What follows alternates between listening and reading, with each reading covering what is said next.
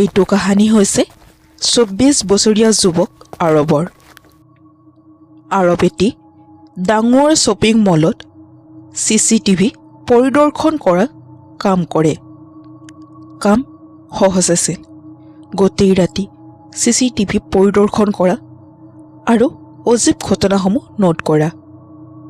মল ৰাতি 11 বজাত বন্ধ হৈ যায়, কিন্তু আৰৱৰ শ্বিফ্ট ৰাতি 12 বজাৰ পৰা ৰাতিপুৱা 7 বজালৈ।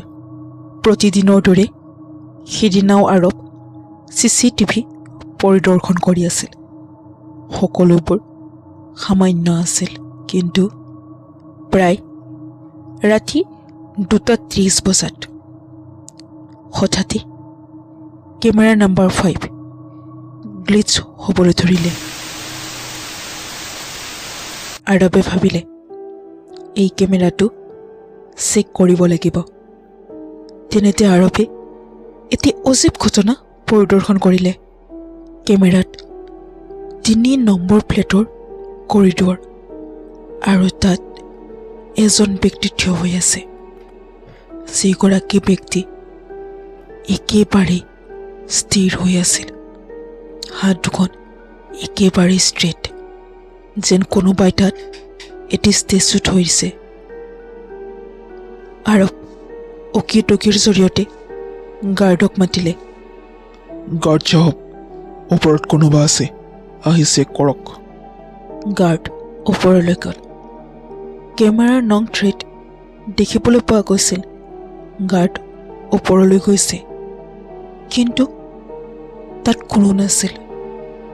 গাৰ্ডজনে ক'লে, ছাৰ, ইয়াততো কোনো নাই। আৰৱ কেমেৰাত স্পষ্টভাৱে দেখা পাইছিল সেই ব্যক্তিজন তাত আছে, কিন্তু প্ৰকৃততে নাই। এতিয়া আৰৱৰ ভয় লাগিছিল। এইবাৰ কেমেৰা নম্বৰ 2 অন হৈ গ'ল আৰু সেই ব্যক্তিজন কেমেৰা নম্বৰ 2 দেখিবলৈ পোৱা গ'ল, অৰ্থাৎ 2 নম্বৰ ফ্লেটত একেবাৰেই শান্ত। আৰৱ কেমেৰা জুম কৰিলে আৰু আৰৱে দেখিলে যে সেই ব্যক্তিজন, যাৰ ভৰি মাটিত লগা নাছিল। আৰৱ সম্পূৰ্ণৰূপে ঘামি গৈছিল।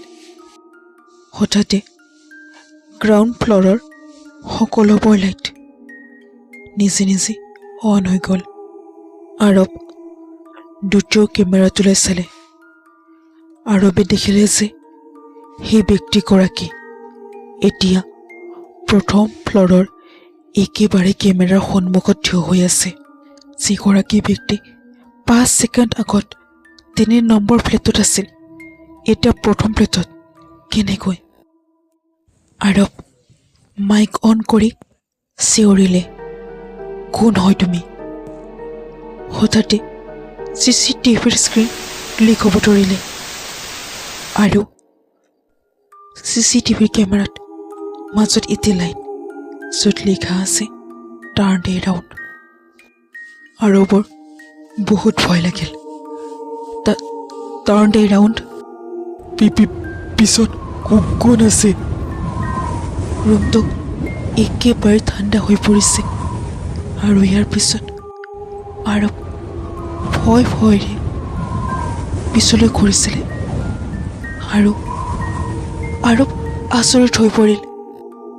CCTV কণ্ট্ৰল ৰুমৰ দৰ্জাত সেইগৰাকী ব্যক্তি যেন কেমেৰাৰ ভিতৰৰ পৰা আৰৱৰ ৰুমলৈ ওলাই আহিছে আৰু একেবাৰে কাষলৈ আহি ক'লে, ময়ো এই কাম কৰিছিলোঁ, CCTV পৰিদৰ্শন কৰা, আৰু ফাঁচি গ'লো।